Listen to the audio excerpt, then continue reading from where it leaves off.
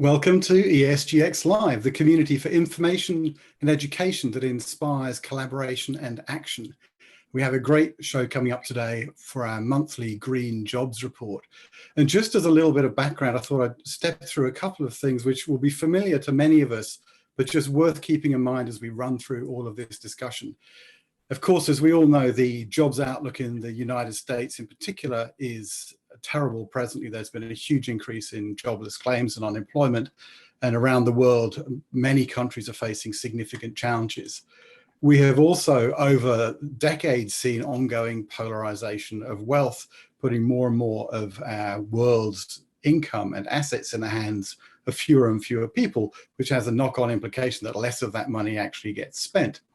And the other thing that's part of this long-term or even longer-term background is interest rates declining to record low levels, or at least 5,000-year lows over the last several hundred years. On a more positive note, this does mean that there's a huge amount of capital available to invest. And one example of this is where capital has been invested in green investments or renewable energy, or as many, I would like to call it simply, cheaper energy sources, which is where we are now. So there is a huge amount of capital out there to support the right kinds of things. We're going to talk today about the links between green jobs and economic cycles, and also to talk about what has been happening through the COVID crisis so far. Where have jobs been lost? Where have they been gained? What does this mean? And how can we all act together to drive a more sustainable, more resilient economy?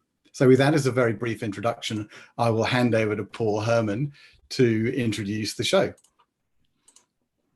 Welcome everybody to the latest Green Jobs Report for May 2020. I'm Paul Herman for ESGX. Remember to get your ESGX mug on the website. Delighted that Amir Khalegi and Dr. Scott Fullweiler will cover the Green Jobs Update for the latest available data from the government on how jobs are shifting and just addressing the question, are green jobs more resilient, especially in a recession? And then later, Lucia Pullman as a guest host will have a conversation with Dr. Fadhel Kaboub and Kathy Cowan-Baker, both on the Green New Deal and progress being made on advancing renewables in the state of Ohio. So welcome. Remember to use the chat box to ask questions or introduce yourself. You can also use the questions box. We're being recorded, so feel free to share this both now and afterwards with your friends, community, coworkers, decision makers, policymakers.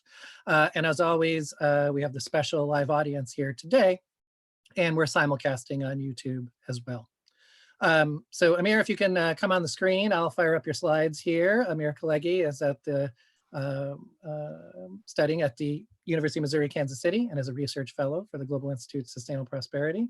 I will start sharing the screen here. And Amir, maybe you can tell us what's going on with the latest Green Jobs Report. Thank you, Paul, for the introduction. So pretty exciting stuff for this month's Green Job Report.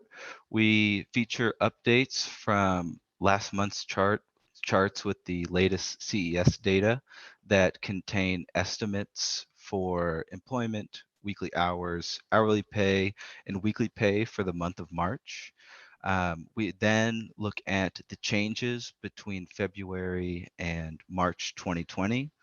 And for context, this data captures the beginning of a downturn from the pandemic crisis that we are currently facing. And then finally, we take a historical look back by looking at the differences between 2010 and the present for each industry within each HIP scored quantile.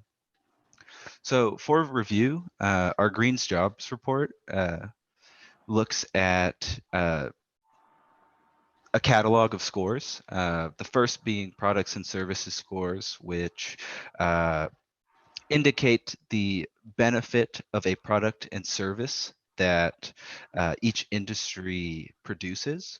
We then look at Earth scores, which look at the ecological impact of each industry's production process. And then we have an overall human impact profit score, which is the HIP overall score that encompasses both products and services and Earth, but also has other dimensions that are taken into consideration, such as management practices and general well-being of the employees. So before getting into our Green Jobs Report, I wanted to provide some information on the CES survey, which is used for the estimates on employment, weekly hours, hourly pay, and weekly pay. So the CES stands for the Current Employment Statistics Survey, which is conducted by the Bureau of Labor Statistics, and it surveys monthly payrolls from non-farm establishments. They're based upon around 140,000 businesses and government agencies, which represent around 700,000 work sites throughout the United States. For our Green's Jobs Report, we observe data at the national level, but for future jobs reports, we plan on digging into the state level and metropolitan area level as well. So a quick technical note as well, in terms of the employment estimates, it's to be noted that the CES counts the number of jobs and not workers. So for example, if I were to work 2 different jobs and appeared on 2 different payrolls, in terms of the CES survey, I would be counted twice. Employment is also counted by the location of the job and not the residence of the worker. This is the distinct difference between establishment surveys or household surveys, such as the current population statistics survey. So with that being said, we can dive into the updated employment numbers, looking at change between 2010 and now. So looking at the products and services score, we can see that the main aggregation of employment is within the 3rd quantile. For context as well, and for review, the bottom quantiles and top quantiles consist of, looking at first the bottom quantile, right? So the bottom quantile encompasses more extractive industries such as oil and gas extraction, pipeline transportation, and gambling industries. The top quantiles will encompass industries such as healthcare and services, civic organizations, software publishers, research and development, and education industries spanning from elementary to college. So again, for review, net positive jobs provide a product or service that is seen as beneficial to, the economy and society as a whole. Amir, just quick definition. These are bins of scores. Correct. Correct. So they are quartiles of scores, chopped up into different quarters or quartiles. Correct. They're not quintiles like chopped up into fifths, they're quartiles. And so these are just bins of scores. So I'll let you continue. Okay. I apologize for my misspeaking. But going on to Earth scores, we can see that similar to last month, that nearly all jobs have a net negative or unclear ecological impact. This is predominantly due to a lack of transparency in reporting of firms on their ecological impact. And it's something to be stressed that we should emphasize that companies should begin reporting their ecological impact, as a general practice. But in the current state of things, a great majority of the firms and companies used within the HIP metrics do not report their ecological impact. So moving on to the HIP overall score, we can see that most jobs with a net negative, most jobs are from firms that exhibit a net negative or extractive ratings, with the highest bin being 25 to 50, which contains almost 100 million employees. So looking at the absolute monthly change from February to March, we can see that in products and services, there was a greater absolute change in the net positive industries. But again, when we move on to the next slide, in terms of relativity and percent change, this isn't exhibited. And in fact, weighted to employment, the net negative industries incurred a greater decrease. Moving back to the absolute change, we can see from HIP Earth that the net positive industries, so those above 50, incurred nearly no loss, but those that were net negative incurred nearly all the job loss that was seen at the beginning of this downturn from the pandemic.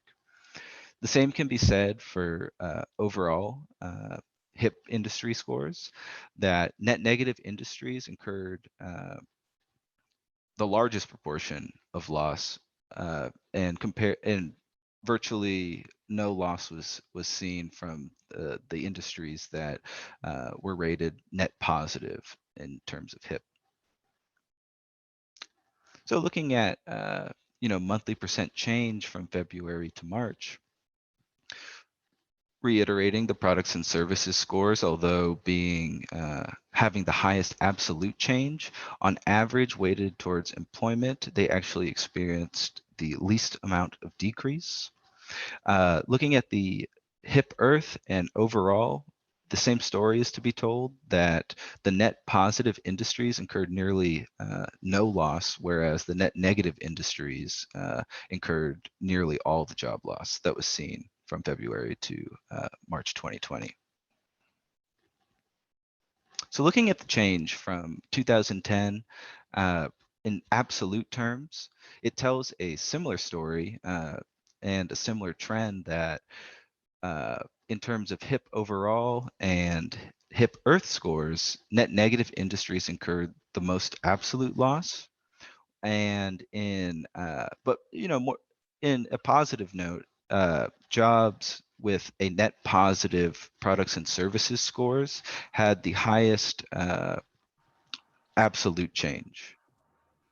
Yeah, and I'll just help reinforce this with Amir. So businesses are making products to help people in healthcare, in automobile vehicles, in energy, but we're making them in an extractive way. And we're at least making them in an extractive way relative to water and waste and energy and emissions. And frequently we're making them an extractive way by underpaying people or not paying people for their worth. So good products that help us solve everyday problems, but made in an extractive way, in an extractive way of planet, an extractive way of people. And to enhance that example as well, within the highest bins feature the education industries, and obviously this is a societally beneficial service, but when scoring the HIP scores, they rank substantially lower within the 25 to 50 bin based on management practices, welfare of the employees. So although providing a societally beneficial product, they're rated lower on HIP scores due to management practices and relative to hourly pay and metrics such as that. So looking at the percent change since 2010 in employment, we can see a gradual increase in change from each bin as they become more net positive in terms of products and services. So that is a enlightening note. But in terms of Earth and overall score, we can see that the trend is that they experience significantly lower growth as compared to net negative industries. And this is a trend to take note of, because later on in this presentation, we'll show hourly pay. And it actually shows for HIP Earth and HIP overall, it actually shows a reverse trend. So we'll see later on in this report that although the lowest bins, the net negative industries, are experiencing the highest growth, they have the lowest pay increases or wage growth metrics as well. But before going to that, we're going to take a quick look at weekly hours. For this category, to avoid bogging down the audience with excessive graphs, we decided not to show the change. This is pretty much due to the invariance of weekly hours throughout time. So, you know, since 2010 and just pretty much through the beginning of collection of CES data, the weekly hours has been pretty stable. But just a quick note. So, but between February and March, there were marginal decreases in weekly hours, but only to the tune of 20 or 30 minutes in terms of the reduction. So moving on to hourly earnings, right? So we can see here, this is really interesting. Something to be noted here, we discussed the top products and services bins and the bottom products and services bins. So what this graph is showing here is that hourly pay for products, greener products, is in competition with those products that come from extractive industries such as oil and gas extraction, pipeline transportation, gambling industries, those industries that I mentioned prior. But it is encouraging because it shows that although we're creating greener products, it's commonly thought that these extractive industries have higher pay, but the results here show that even producing greener products, we can have competitive hourly pay for those jobs. Moving on to the HIP overall and HIP Earth, we can see the net positive industries have a substantial increase over the net negative industries. And for HIP overall, we see an upward trend in hourly earnings. I think you may have skipped one of them. Oh, monthly change, right. So looking at the monthly change, remembering that we are at the beginning of a downturn, we still saw increases in hourly pay. It's encouraging to see that as the net positive products and services went up, we see an increase, a greater increase in each bin for an upward trend. In terms of HIP overall and HIP Earth, we see the same trends of the greatest increases within net positive industries. So since 2010, right, it tells a similar story from the distribution from the hourly earnings from our first slide, right? Competitive hourly pay. Green jobs, unfortunately, have not overtaken the lower quantiles or the lower bin, but it still remains competitive and has remained competitive. And in terms of hourly change between overall HIP scores and Earth HIP scores, we see an upward trend in absolute terms between now and a decade ago, which is extremely positive and can show the benefit in investing in greener, more sustainable industries.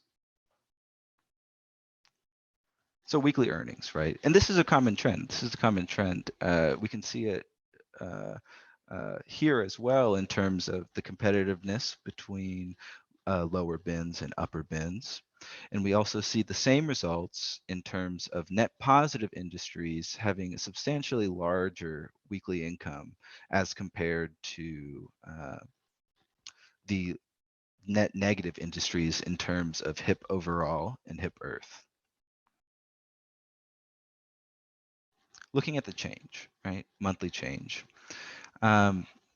So monthly change, right, from February to March, we see that the net negative industries actually incurred the the lowest reduction in weekly wages, but the same story isn't said in terms of net positive industries versus net negative industries in the overall and earth scoring. We can see that the reduction in wage for net positive HIP scored overall industries is substantially lower than those with a net negative score. And same to be said too between the bins, the lowest bin of Earth and the highest bin of the Earth scores, the decreases are substantially lower, which, shows wage resiliency in terms of, the onset contraction that we're seeing. So changes in weekly wage in absolute terms since 2010. Again, a trend that consistently shows throughout is that the HIPS products and services scores in terms of the highest bin and the lowest bin, that they're making significant gains in the highest bin, but it is not outpacing the more extractive industries, the oil and gas, fossil fuels, gambling industries. But positive news in terms of the overall HIP score and Earth HIP score. We can see, again, the upward trend in wages, and as we have higher ratings and trend towards net positive industries. And again, to remember, if we think back to the percent changes of between employment in 2010, although the highest growth is within these greener industries, we're seeing the highest employment growth in the net negative industries, which can be something which can provide light on these stagnant wages and how in terms of employee benefits, it's more the higher bins aren't taking care of the employees' needs and society's needs as relative to greener industries as well. So this is an interesting chart here, right? So next month's report is going to be very interesting because we're going to capture the I guess fall off a cliff per se in terms of the pandemic. So for the May 2020 CES release, it releases industry sector data in terms of April. And what can be seen here is that if we look at the reduction between March and April, it's very significant in terms. So take, for example, construction, retail trade, leisure and hospitality, other services. The reduction between February and March, looking at construction specifically, right? We see a reduction of only 0.5% from February to March. But then looking at March to April, we lose almost 1 million employees in a reduction of 12%. And the same, even a greater increase looking at February to April change with over 1 million employees being laid off, fired, or unable to work due to the current economic situation, and we see a reduction of 13%.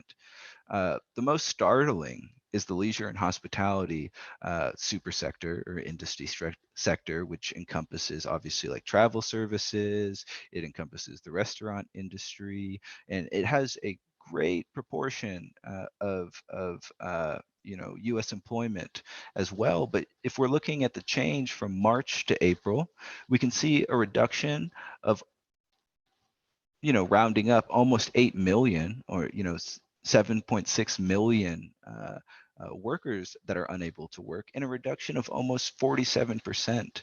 And that only increases to over 1 million looking at the February to April change with a decrease of 48%. But when looking at taking the averages of the industries within each super sector, we noticed that industry sectors with an average HIP score above 30 were more resilient to the employment loss. This is said for each industry super sector except for retail trade, which was rated above 30, and mining and logging, which was which was rated below 30. But for next month's Green Jobs Report, it'll be very interesting to see the changes in each granular industry that is HIP rated, and we'll be able to provide a more refined estimate on the resiliency with that data release in June. This is so insightful, Amir. Any other surprises that you found from your research? So the most surprising thing to me, right, is, and perhaps conclusion that can be added to the need for a job guarantee, to see the trend in higher pay for the net positive industries, but seeing an emphasis on growth for net negative industries is just surprising to me, right? So, and also seeing these numbers in terms of the job loss, this is the time where, when the economy starts to reopen, some of these jobs in leisure and hospitality or retail trade, or even, you know, manufacturing per se, looking at durable and non-durable goods, will have a very large labor supply, but not everybody will have a job supplied. But with programs such as the job guarantee, we can utilize this vast labor supply to start doing greener initiatives, right? And it seems like a time now more than ever, because of the unprecedented job loss. If those in the audience were to just look at CES data in terms of projected job loss, it's like going off of a mountain's cliff, and we've never seen this in the history of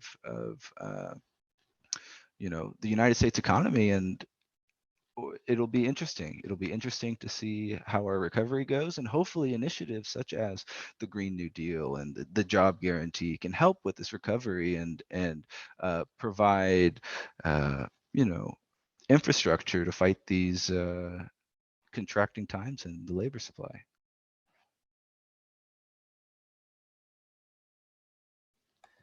Thanks for your hard work on pulling this all together, Amir, and doing that with Scott, Dr. Scott Fullweiler, and excited to track this. Excited to hear that green jobs actually do seem to be more resilient in count and in pay. And so curious to see how that evolves going forward. All right, so Scott, let's bring you on for a few minutes, and because you're going to look at some long-term trends here. So Amir is focused on what's happened in the most recent month and the changeover months. And so if you can come onto video, I will fire up the screen here, and we can talk about it. Are you there, Scott?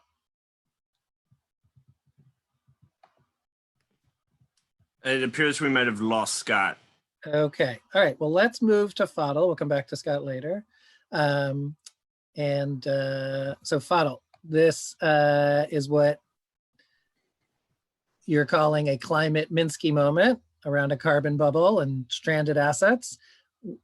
Yeah. I think we all know what climate is, but we don't know what a Minsky is. And what is a moment of Minsky, or is it a moment of climate? So tell us all about this, and what does this mean in the big picture? And then we'll hear from Kathy as well about how to put it in action in places like Ohio. Well, thank you. Hopefully this is a turning point and a wake-up call for all of us. Based on the results that Amir just revealed to us, green jobs tend to be more resilient in terms of volume and in terms of pay, which is great news. This should be an incentive for, you know, all of us, policymakers, decision makers at the corporate level, at the community level, to line up behind green initiatives of all kinds. Because one of the things that the COVID-19 crisis has revealed is that our economy is vulnerable, and there is some serious deficiencies and lack of resilience that we're observing right now. So everybody's calling for a more robust, more resilient economy in the recovery, and it looks like the data is suggesting the resilience has to be green, right? So if we could move to the next slide, I'll explain what I mean by a climate Minsky moment. And the term is not mine. The term Minsky moment was coined by our colleague, actually, Paul McCauley, who at the time was the chief economist at PIMCO. He coined the term in the late 90s during the Russian financial crisis. So Hyman Minsky is a brilliant post-Keynesian economist who developed this concept of the financial instability hypothesis or financial fragility hypothesis. Minsky didn't work, on climate change or any of these issues. He was focused on, the concept of financial instability, and he argued that stability breeds instability. This is his famous line, or stability is destabilizing. What he meant by that is that there is inherent instability that's built into the financial system that we have, the capital system that we have.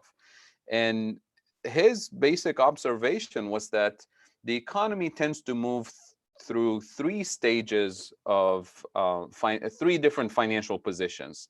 The first stage, what he called the hedge financial position, is where the economy is actually at the bottom of a recession, where nobody's taking risk and everybody's cash flow is, large enough to cover all of their monthly expenses. Nobody's taking risk, nobody's borrowing, nobody's expanding. But as we develop more confidence in the system, companies and individuals start taking risk, they start investing, they start borrowing. In other words, they start accumulating a little bit of debt. So we move to higher levels of debt to income ratio, higher levels of debt to equity ratio. And that's what risk taking involves. It involves taking initiative and taking on debt. And as a result, gradually becoming, moving into a more speculative position, a riskier position, a more fragile position. And as we go through the expansion, we tend to forget about the last crash and the last recession, and we move into what he called Ponzi financial positions, where the levels of, debt to income ratio and debt to equity ratio become unreasonably high. And at some point, somebody or a group of people in the system will look around and say, uh-oh, the system is very fragile. Cash flow is not coming in as strong as, a few months ago or a few years ago. And maybe, and banks in particular say, well, maybe we should, take a pause and slow down the lending, right? The excessive lending. And that creates a little bit of a credit crunch in the system. And that slows down the process of economic growth. And then people will turn around and look at, how much debt they have relative to equity, relative to income, and start to think about deleveraging, paying down their debt, which means we slow down consumption, we slow down spending, we slow down hiring. And that's what we call the Minsky moment, is when we're looking at the edge of that cliff. And then everybody's rushing to the exit at the same time, which means, selling assets, liquidating assets to go back to a hedge financial position. And that's how the Minsky cycle goes. So that's the Minsky moment in financial terms. And Minsky wrote a brilliant book in 1986 called Stabilizing an Unstable Economy. How do we stable an economy that's inherently unstable, right? And his basic conclusion is that we need two strong institutions. And he called them the big bank, as in a big, strong central bank, and a big government, as in a government that actually acts as an employer of last resort or as a job guarantee entity. So for him, these big institutions are important, especially on the way up to the crisis, as we are taking more and more risk. Their job is to regulate very aggressively and to regulate the market so that we're not taking that excessive risk, so that we're not moving excessively towards that Ponzi financial position. But also during the crisis, it's important for a central bank to step in as a lender of last resort, and for the government to step in as an employer of last resort, to kind of in a counter-cyclical way. So this is the Minsky kind of model in a nutshell, and I'm butchering the whole thing in the last 60 seconds because there's much more to it, obviously, than this. But my point is, this is Minsky's understanding of the cycle without the climate impact. So if you move to the next slide, and we take the Minsky moment into the climate space and how climate change affects financial markets, we start thinking about what Bill McKibben and others have called the carbon bubble. And it's estimated, and we can, quibble a little bit about the few $1 trillion here and there, but there's a consensus that we have a $20 trillion carbon bubble as we speak. In other words, we have a financial system that's not pricing in the climate risks. Think in terms of, billions of dollars, hundreds of billions of dollars, trillions of dollars around the world of real estate property in coastal cities that will be lost essentially with the impact of climate change. Think about the transition to green, renewable, sustainable energy sources and what that means for the oil and gas assets, physical assets, and the actual commodities that are priced into the market right now as positive, valuable assets. What will happen to those assets once we transition to greener energy? And the transition is inevitable. It's not a question of if, it's a question of when. It's very clear from the technology improvements, the efficiency improvements. It's very clear from the preference for jobs, the preference for quality of life, that it's a matter of time for the entire world to transition into those industries, into those jobs, which means oil and gas assets will be stranded, will be worthless, right? And we're estimating here, and these are not my numbers, $1 to $4 trillion worth of stranded assets. So if you think of financial instability from a Minsky perspective, then we're looking at a massive bubble, right? A $20 trillion bubble that we're looking at as we speak, that is directly linked to the impact of climate change. So that Minsky climate moment, or climate Minsky moment, is something that is in our future, possibly, if we don't act. And what I'd like to suggest is that may not be too late to act to avoid that climate Minsky moment. If we take significant action today, as individuals, as cities, but especially there's a role for the federal government in the US, there's a role for the Federal Reserve Bank, for the European Central Bank, for major central banks to do what Minsky suggested, which is to be the big bank that leads the way in preventing financial instability. So if it's your responsibility as a central bank today to do whatever you can to avoid a financial crash, to regulate the system. So if you're doing quantitative easing, doing asset purchases, well, maybe it's your responsibility to focus on green asset purchases during this massive wave of quantitative easing that we've seen in the last 12 years, since 2008, and especially now during the COVID-19 crisis. If you're a big government intervening to build more resilience in your economy in terms of jobs that are less susceptible to shocks, then your investment should be, as Amir's data suggested today, then your investment should be in greener industries, in greener jobs. So we have a clear path, and we have the technology, the resources, the capabilities to avoid this massive bubble, and to address climate change and build more resilience. So if we could go to the next slide, please. So, this is not news for many people who are following ESGX and this, but we're spiraling out of control when it comes to climate change. So the scale of the intervention needed to, avoid exceeding the 1.5 global warming limit by the end of the century, or the 2-degree limit, is not going to be, something small and minor scale. It really needs to be, a Green New Deal type of World War II scale of intervention to decarbonize the economy, not just in the US and Europe, but really this is a global effort that must include everybody. If you could go. Yeah, and Fadhel, I just want to always reinforce the context for this. A 1.5 degrees Celsius is about 3 degrees Fahrenheit. Right. And the temperature of the earth is like the temperature of our body. And so 3 degrees, if your body is 98.6 and you add 3 degrees, now you're at 101.5. So that's definitely a fever. And if you go to 2 degrees, that's like about 4 degrees. And so now you're at 102 fever. And that's just the limits we're setting ourselves. So we're setting the limit that our earth could have a fever, a persistent fever, for all of us, people, animals, the water, the water systems. So this is a highly dangerous future. So what kind of solutions do we have? Well, just to add one thing to that, if you could go to the next couple of slides, so people can watch the carbon concentration, the next one, yeah. Pre-COVID-19 shutdown, we were on our way to a 4-degree warming by the end of the century. So, you know, the planet is on fire, and you know, and not in a metaphorical way. You know, if we think in terms of the next 80 years worth of trends that we're observing right now, the planet is on fire. We have millions of people who want to work. We have clear indication that the greener jobs, the greener industries are more resilient. They pay better. They're, you know, they're healthier for everyone. And yet we're sort of sitting on our hands and saying we can't afford it. There's no money, right?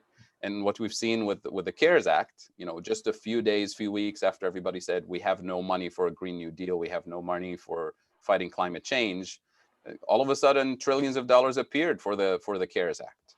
So this is it is frustrating, but it's also an important moment for everybody to recognize that money is not the problem, that it's the, you know, the leadership and you know, commitment to these things.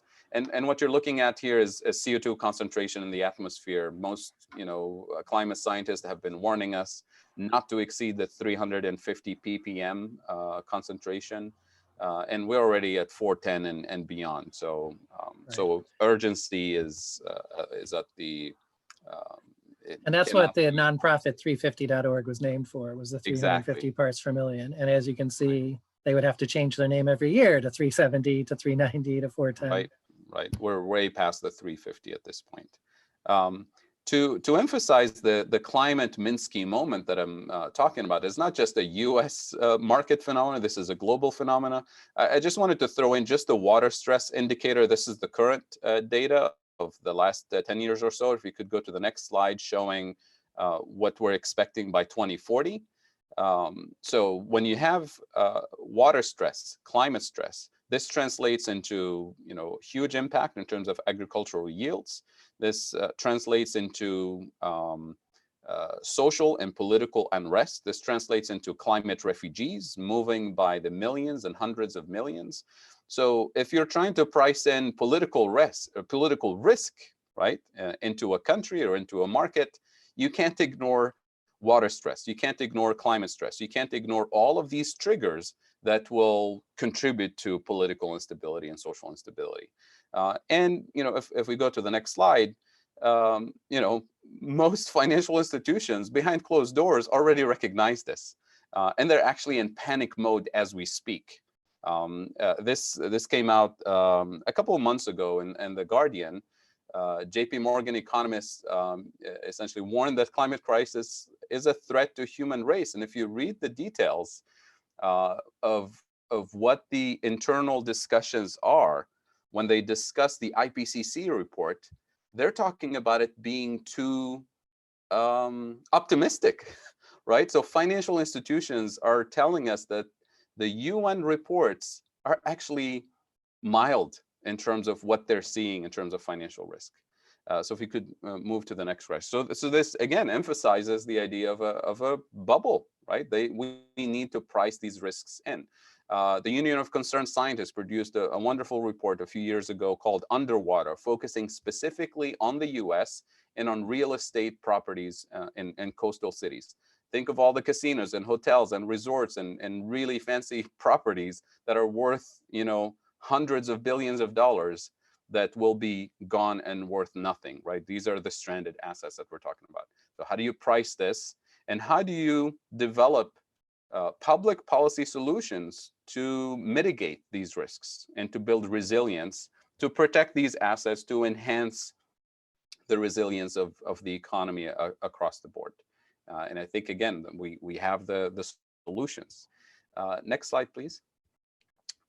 In terms of what we call unburnable carbon, and this is kind of the bad news here, is that we have, you know, at least by some estimates, 5 times more carbon in the ground that is priced into, you know, the value of the fossil fuel industry as actual assets, right? To be extracted and to be sold and to be turned into dollars, right? 5 times more than what we should be allowed to burn, right?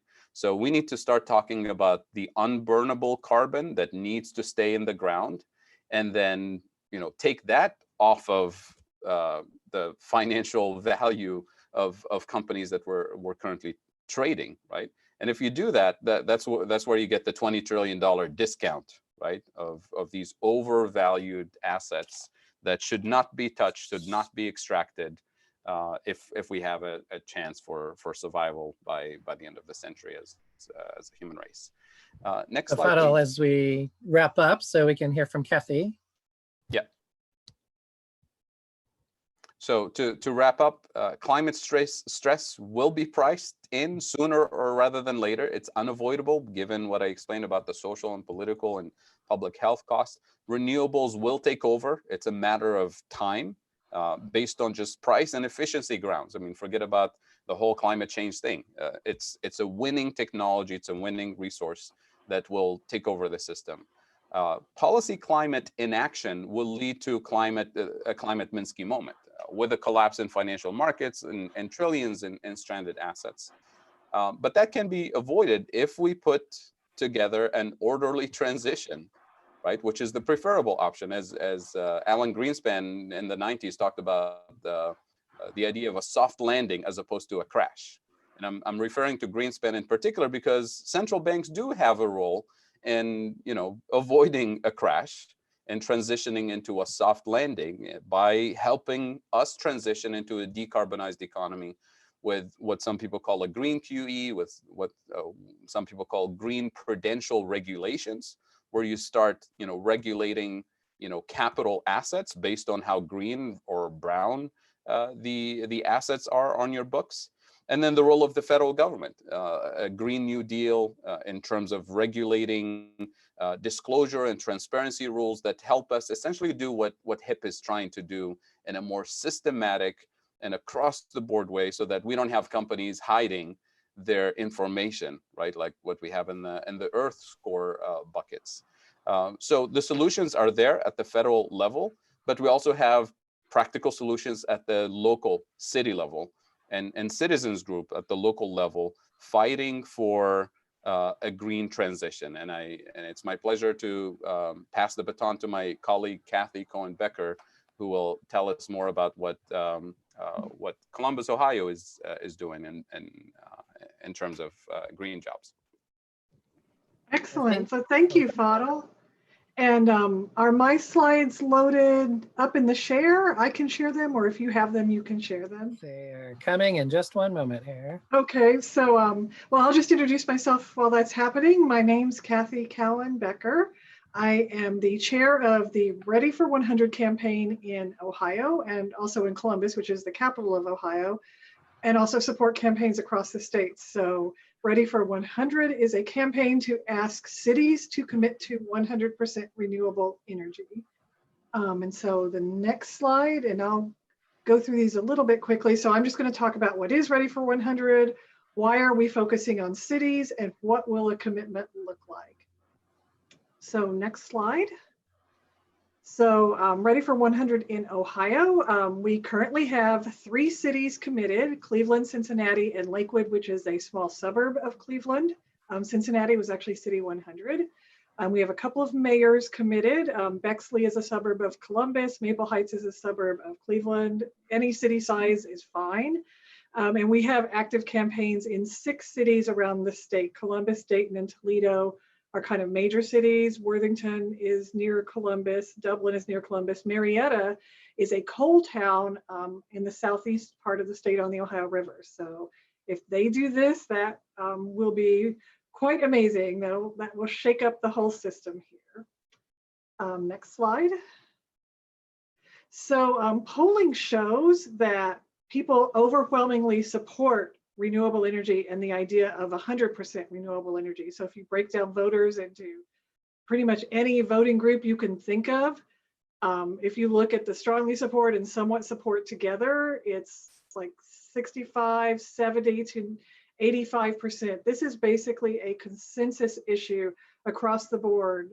Even, we think of our voting units as very polarized, but even a majority of Republicans support the idea of moving to all renewable energy. Next slide. But where there is a lack, I don't know if I would say a lack of support, but maybe a lack of understanding. A lot of people don't think it's realistic. They don't know that it can be done. They don't know that it is currently being done on the local level, because you hear so much about the national level, which is very dysfunctional in this regard. And even many states, including the state government of Ohio, is pretty dysfunctional in this regard.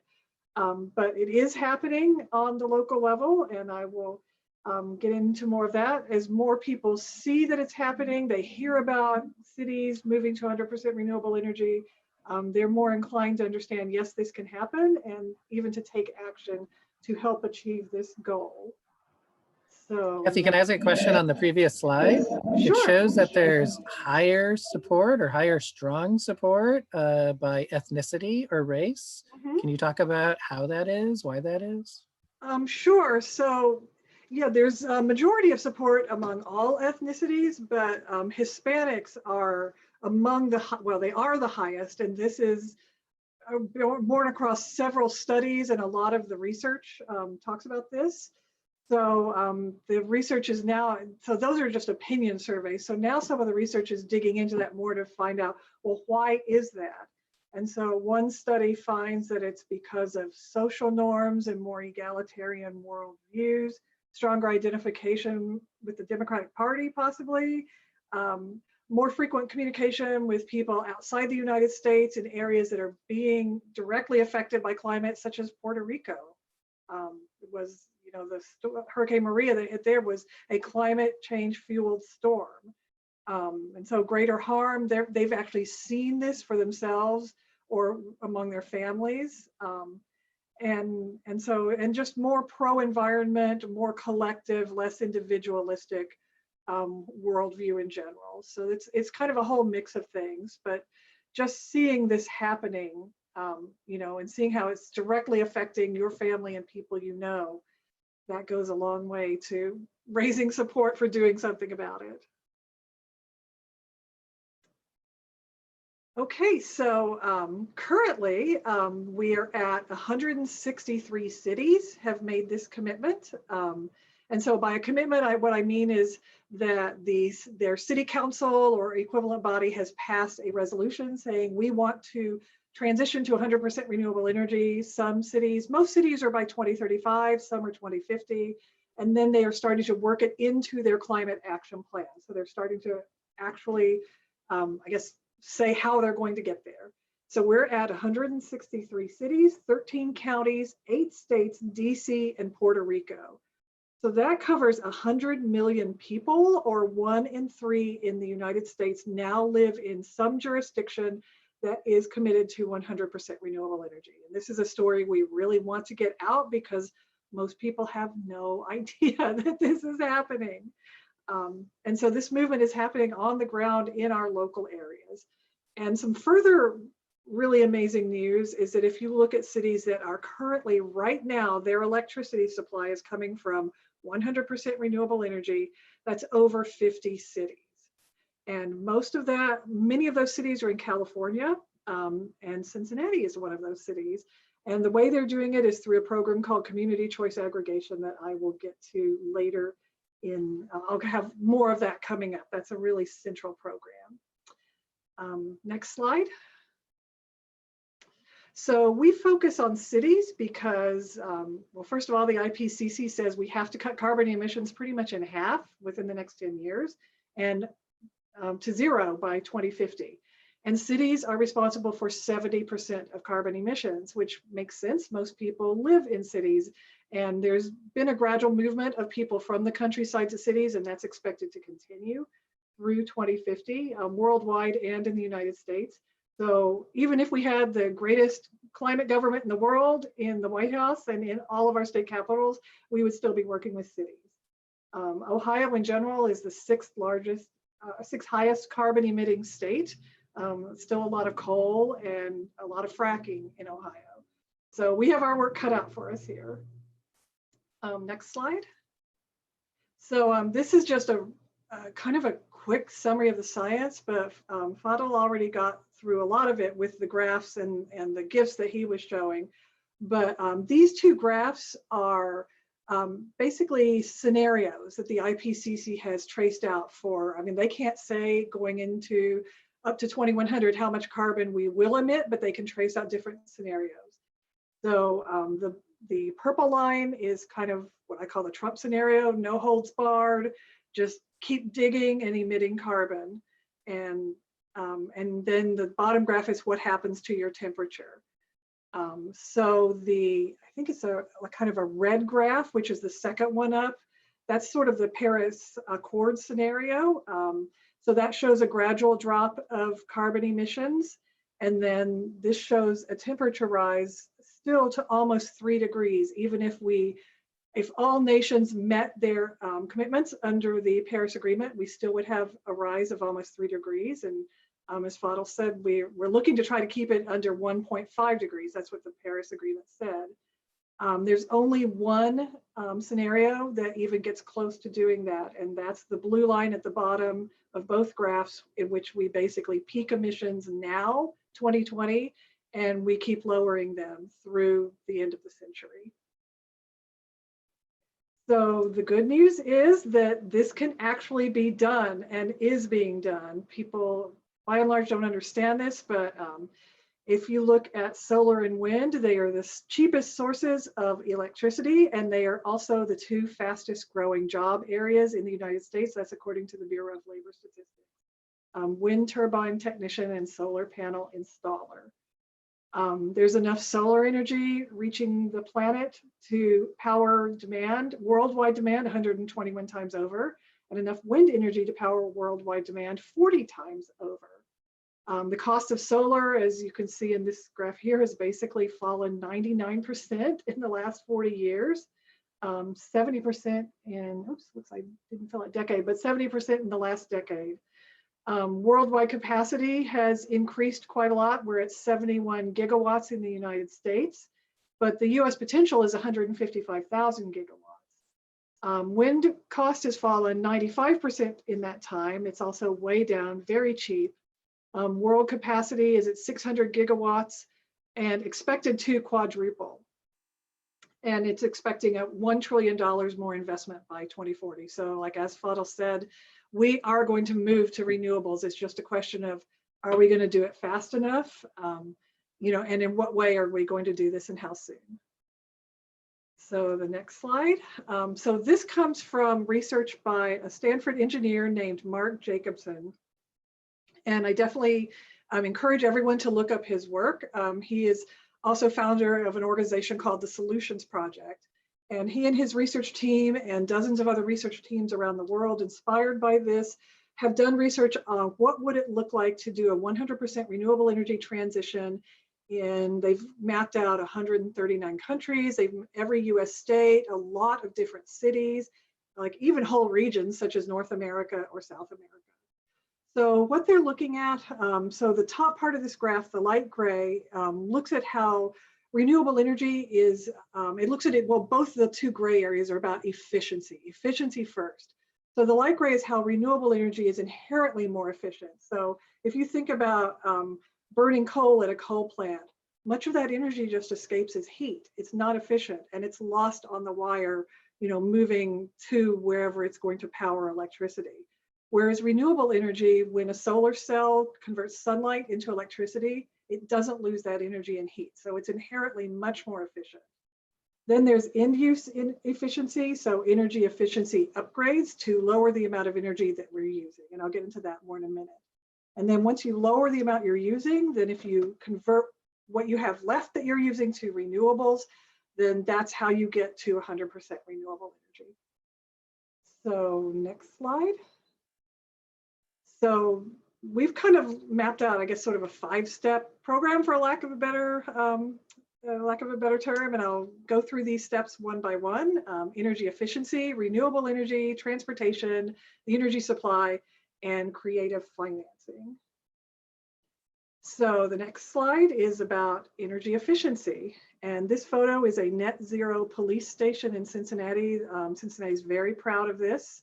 But buildings are the top emitter in most cities. In Columbus, it's 58% of emissions comes from buildings. So you get a lot of bang for your buck with energy efficiency and possibly with codes to build to net zero or at least LEED certified for future buildings. But current buildings doing energy efficiency upgrades, do them to city buildings, commercial buildings, residential buildings. There's some equity issues to be aware of in that a lot of low-income people and people of color live in buildings that are very inefficient. So they make less money to begin with, but also they're living in buildings where, you know, like they need more insulation, they need the windows sealed. There's just a lot of energy upgrades that need to be done. And so they're spending higher percentages of their income on energy. And another issue equity-wise is the split incentive in that a lot of people rent. And so usually the landlords are responsible for upgrades while the tenants are responsible for paying the energy bills. So how can cities get the landlords to pay for the upgrades that need to be done, because then that will lower the amount of energy being used. So that will save people money as well as use less energy. So some policies possibly are a benchmarking ordinance. Columbus just passed this, requiring owners of large buildings, including big apartment complexes, to report how much energy are their buildings using and how much, you know, and that will show how many carbon emissions are happening there. And then that allows the city to get a handle. You can't get a handle on lowering carbon emissions till you at least start counting them. And even counting them, that had some resistance in Columbus, but they did pass that ordinance. Columbus is also providing 30,000 free home energy audits in mainly low-income areas with help for residents to do the upgrades that I talked about. Another possible policy that Atlanta has done is rounding up what people pay on their utility bills. And so like if you owe $50.05, then you round it up to $51. That 95 cents goes into a pool, and that pool is used to pay for energy efficiency upgrades for low-income areas. Next slide. Kathy, quick question. Oh, so sure. you talked about the Cincinnati police station. Mm-hmm. Is there any feedback on what the police think about it? Are they into it? Is it, you know, right now we're in an era where wearing a mask, some people think is not masculine. So what do people in a, you know, in a job like being a police officer, what do they think about net zero? Is there any feedback? Oh, that's a about that? really good question. I actually don't know the answer to that. This is something I got from the energy director in Cincinnati. It sounds like the city in general is very proud of it, and they're constantly pointing to this police station as a point of pride. There's even a documentary about it. So they probably take pride in it from that angle, in that, you know, they're in kind of a city landmark. Got it. But that's as much as I know about that. Okay, no problem. But let us know what the documentary is. Sounds curious.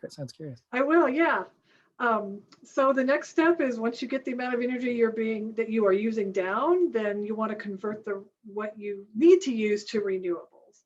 So this can be done on city buildings and property, like, you know, schools should have solar panels.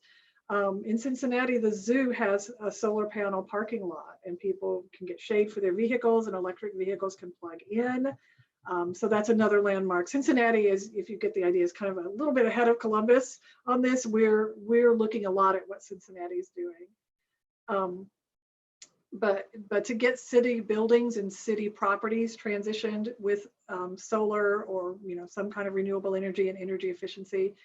But then you also want to look at your residences, your homes, and your businesses. And so one thing San Francisco did for that was a program called Solarize, which is basically a bulk purchase. So people could go in on a solar co-op, and then when you have, like, say, 100 people purchasing solar systems for their homes or their businesses, then they can put it out for bid and get cheaper prices from these solar installation companies.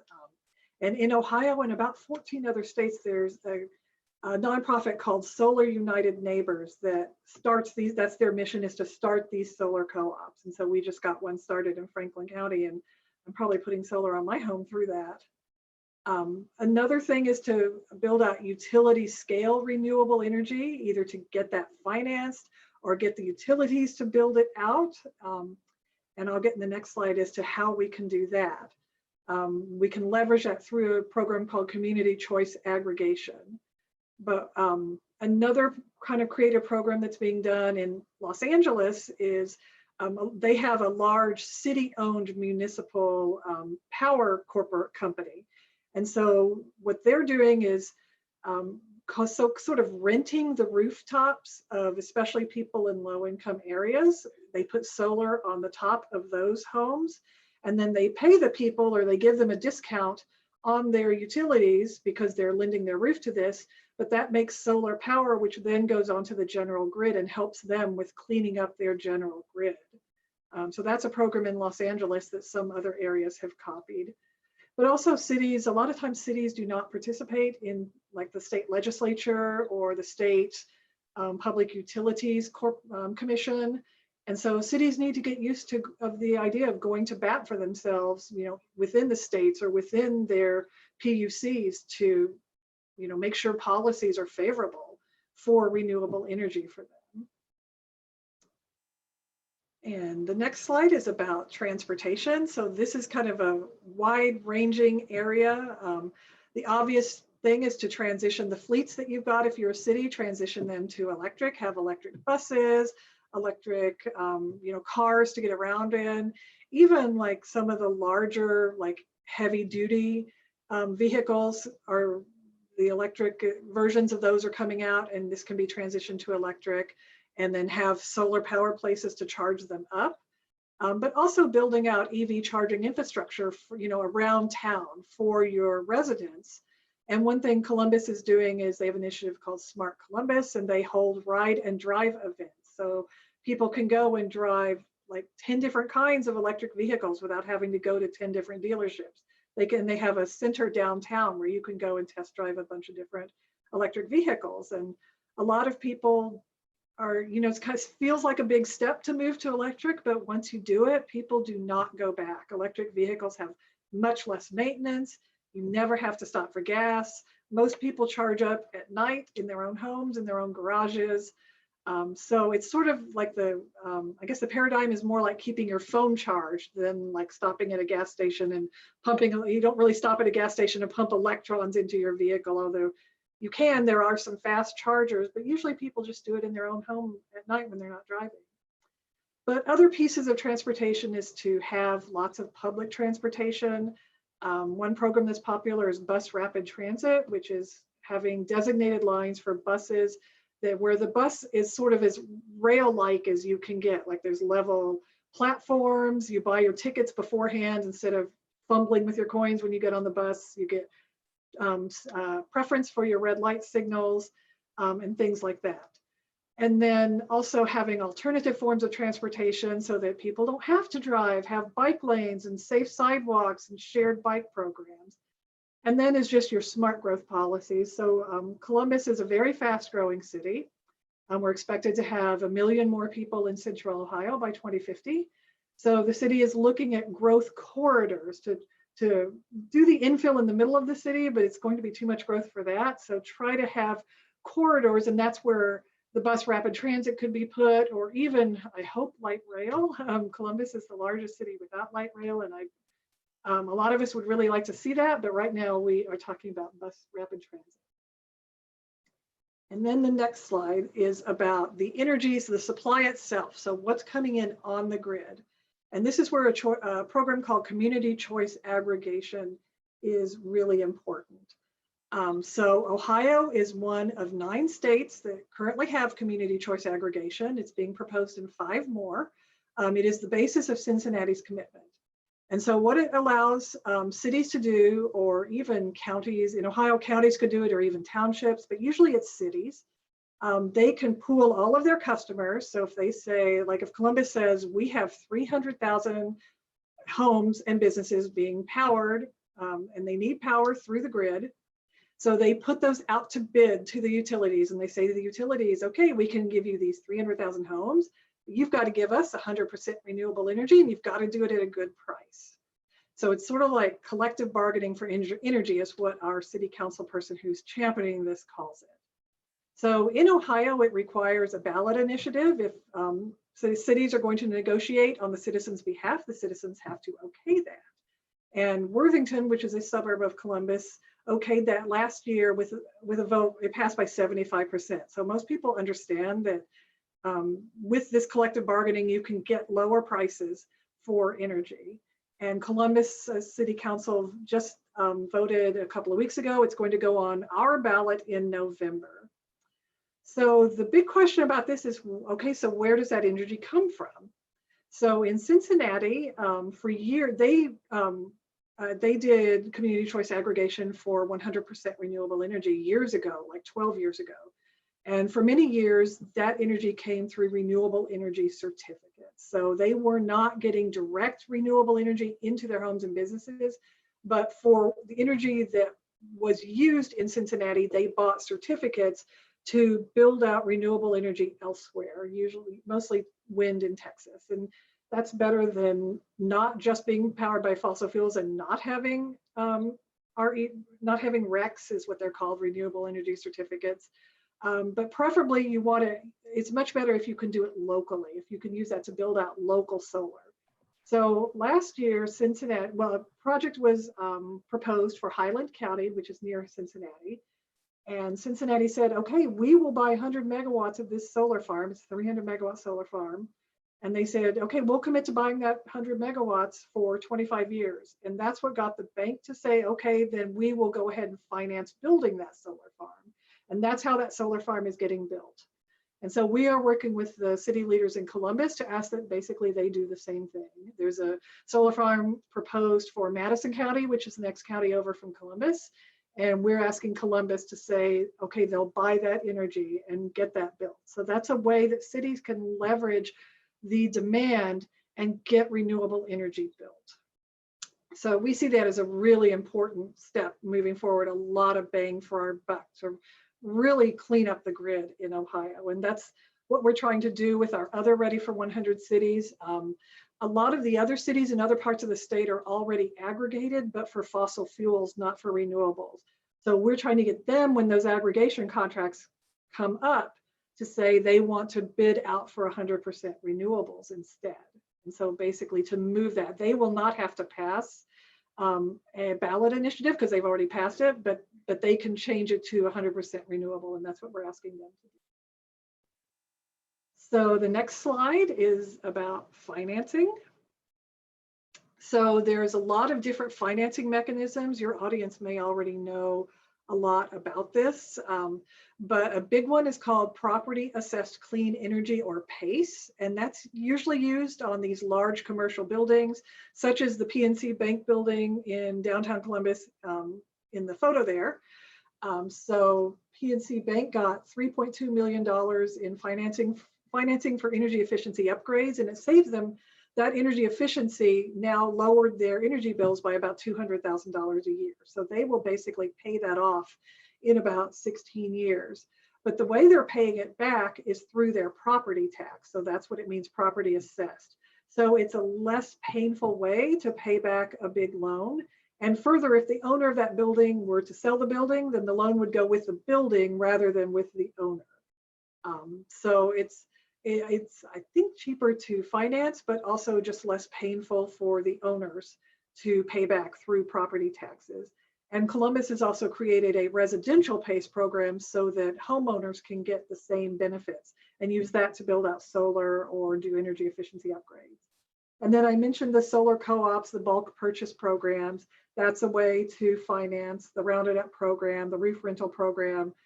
Columbus is also looking at a green bank, and there's a few states that have green banks, but these are basically financing banks that are created with a mission of financing energy efficiency and renewable energy projects to transition us to the new energy economy. And there's probably lots of other creative financing mechanisms, like there's so many different ways to do this, but that's just a few that I've run across in other cities.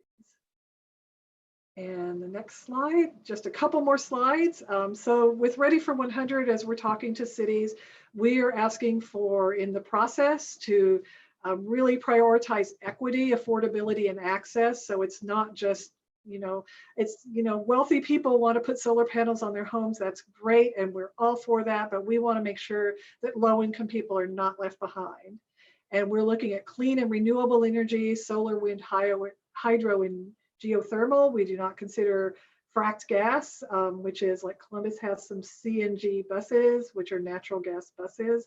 And we would like to see those transition to electricity that can be charged on solar panels. And as we're a Sierra Club, we do not consider nuclear a clean energy, although I recognize that's a point of debate. And we'd also like to see a transparent and inclusive process with stakeholder meetings, with public documentation. And that's how Cincinnati did it. They had 8 working groups that came up with something like 80 goals under 8 different areas in their Green Cincinnati plan. And that's an incredible plan. If any of your audience would like to go look that up, it's a real model plan for any other city. And my last slide looks at, does this work? And so the city with the longest commitment to 100% renewable energy is San Francisco. They were the first in 2011. Most of the other cities, it's been since 2018. So we look at San Francisco because they've got a long track record of implementing, and what are they doing and how is it working? And also San Francisco is very transparent. I just pulled this graph off of their website. They put all their data out there for people to see. So you can see that in the building sector, they've had a lot of success in lowering emissions, and those will no doubt continue to be lowered. The transportation sector, it looks like they have some work to do, and it is usually harder with transportation since there's so many gas-powered cars. But buildings are the biggest, when you start off, usually buildings are the biggest source of emissions. So San Francisco has actually gotten its buildings emissions below its transportation emissions. So that's a big victory for them. And I'm hoping to see Columbus, which is actually almost the exact same size as San Francisco. Columbus is the 14th largest city in the country, and I'm hoping to see them follow this same track. And so that's what I've got. And if there's any questions, I'm happy to look at those or move on to the next presenter. Okay, no, there's actually a ton of questions, and so let's bring everybody back. So one question that popped up is, during the pandemic, we had been working towards cities being efficient places to congregate for resources for public transit and the like, and now there's sort of a emergence of some people maybe moving out to the suburbs or exurbs. Yeah. So how does that fit into everything that you've talked about, balancing the pandemic versus carbon efficiency? Oh, that's a really good question.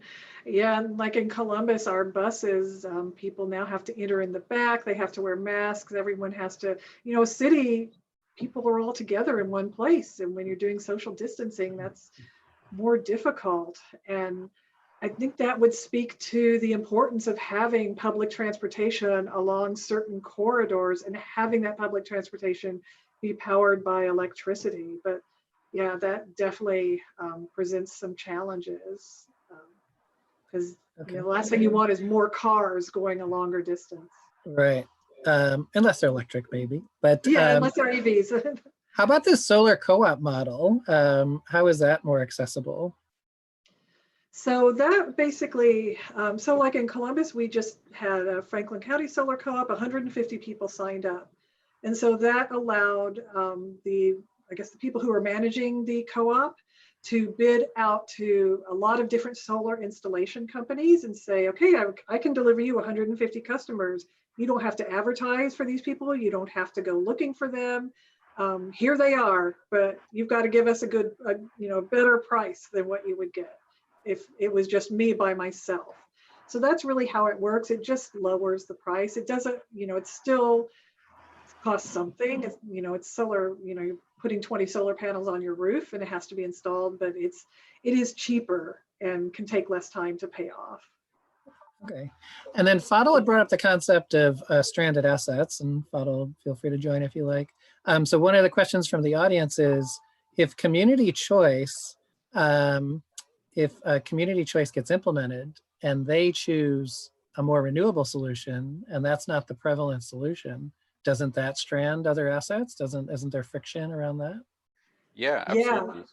So we have a choice to make here as a society. We can either do nothing and wait for market forces to displace fossil fuel assets. Just the numbers that Kathy was showing, we're talking about 99% price decline.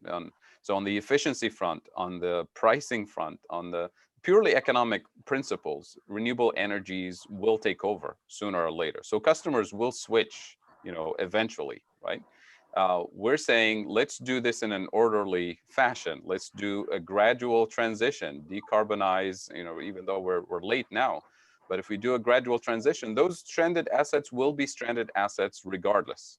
We can either do it in an orderly fashion today, or we can wait until the impending climate crisis hits really hard, and then we have double the crisis. On the one side, we'll have a Minsky moment in the sense of a financial markets collapse once everything gets repriced at once at the $20 trillion mark. We're talking about a massive, gigantic Minsky moment, plus the other crisis, which is the actual climate crisis, which is how do we transition quickly once we realize, we can't sustain this level of carbon emissions. So we're talking about an orderly transition. There's no, sugarcoating the idea of decarbonizing. These assets are eventually going to be stranded sooner or later. We want to do it in a gradual way. Yeah, and actually, just to add on to that, the owners of these assets are not going to go away quietly. So there was a tiny little village near Cleveland called Bretonal, and they were the idea of 100% renewable energy resolution came before their city council, and the gas industry there got very active, and they dug up people who were already, I guess, sort of activists against renewable energy to contact their city council and to go testify. And they told them things like, well, you'll have to trade in your gas stove for an electric, and they won't give you a choice about what kind of energy you use. And in fact, aggregation is always opt out. Anyone can opt out at any time. But they basically told these people things that weren't really true and got people upset and got people to call the city council, and that resolution got tabled. And that was in a village of 1,500 people. So, so we have to be ready for there to be backlash anytime any of these policies are passed. Sure. Great. Okay. And then one of the other questions that came up is like the role of nonprofits. So how do we balance nonprofits, for-profits, government, in working together?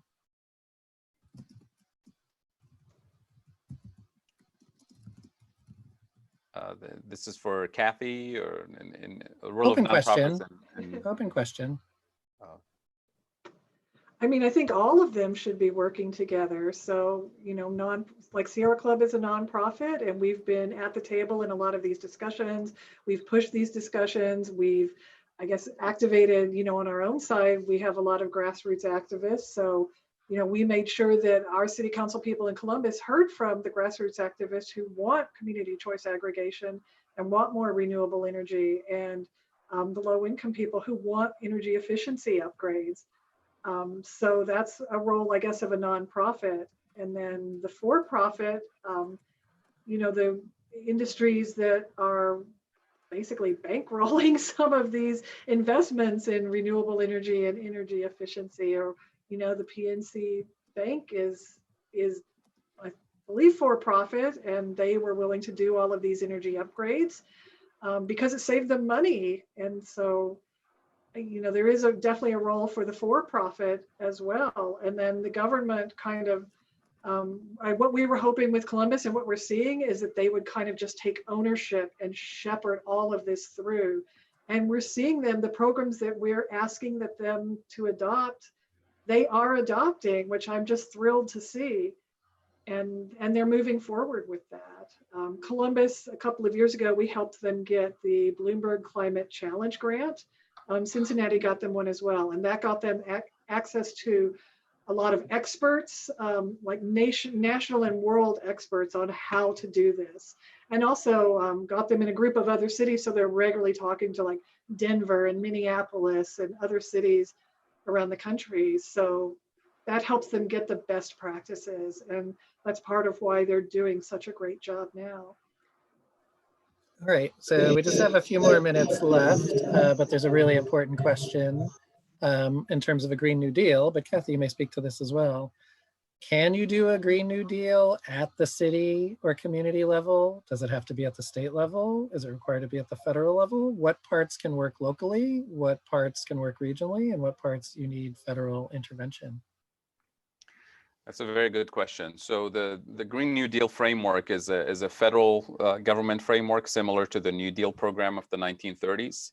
And there's a specific reason for this, which is the financing mode needed for this is very difficult to do at the city level, at the state level, but not impossible.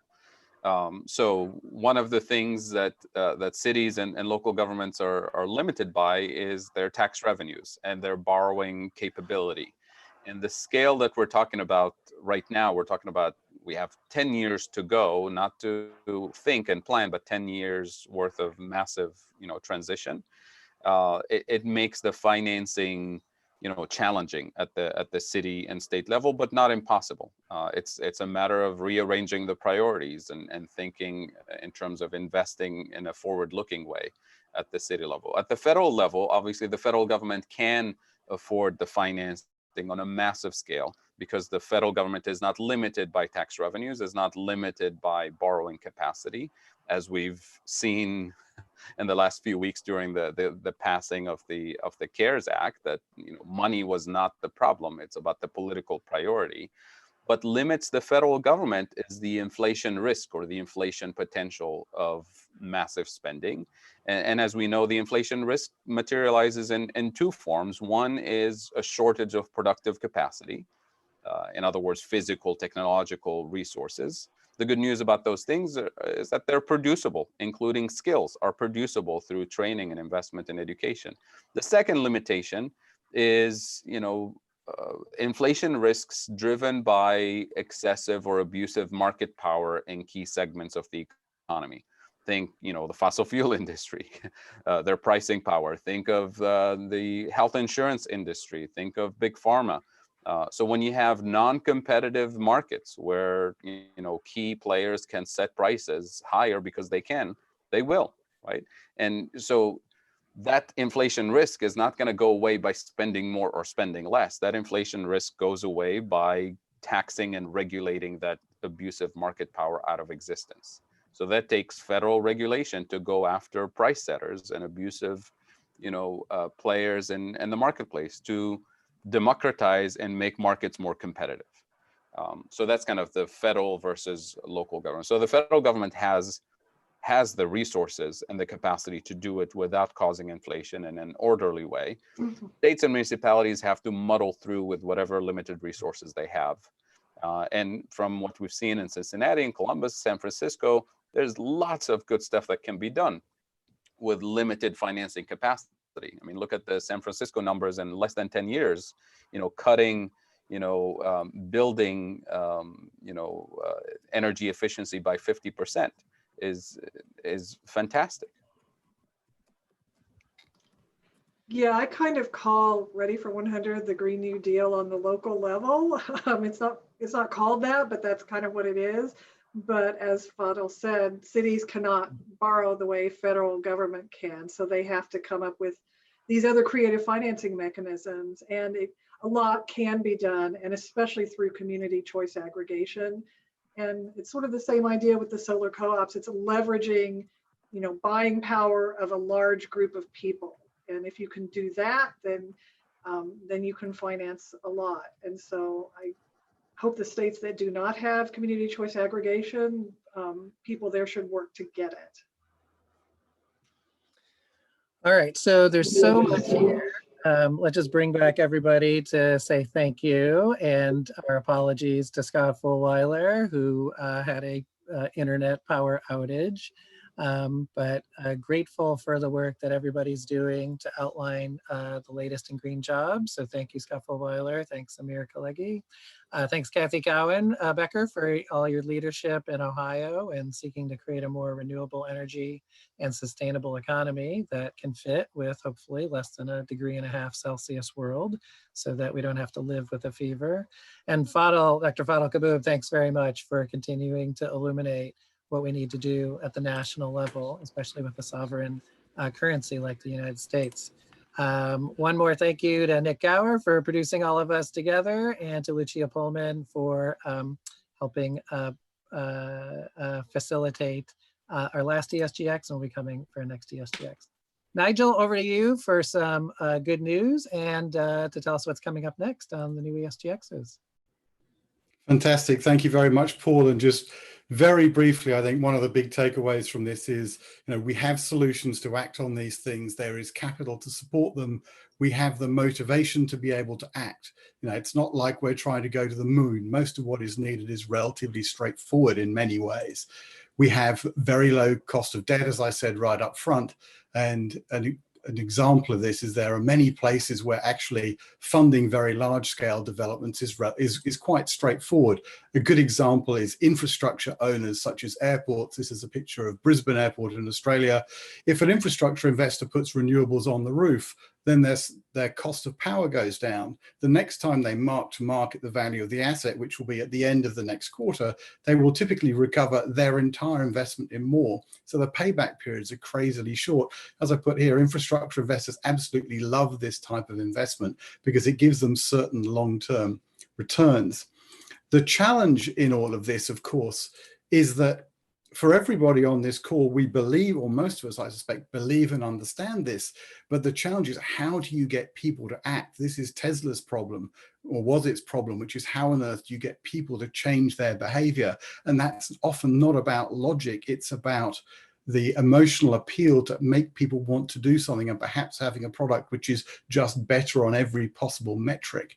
Kathy has talked about how this is being done at an individual level in local areas, and I think this is incredibly important because it just makes it all seem much more possible than it might otherwise seem. Another part of this, and is just as we like to do, is to share a couple of books every week. And again, one of these, The Entrepreneurial State, tells a very good story about the importance to America's growth in the 20th century of investment at a federal level to support the emergence of new industries. Now, for energy, we don't need that because much of what's needed has been done, but it's an important story of the need for a collective action to drive some of this change. The other book, I'm sure everybody will know, Startup Nation, one of the most important messages in there for me is that you need people to work together. It's the power of human capital in the sense of human relationships, which is more important than ever.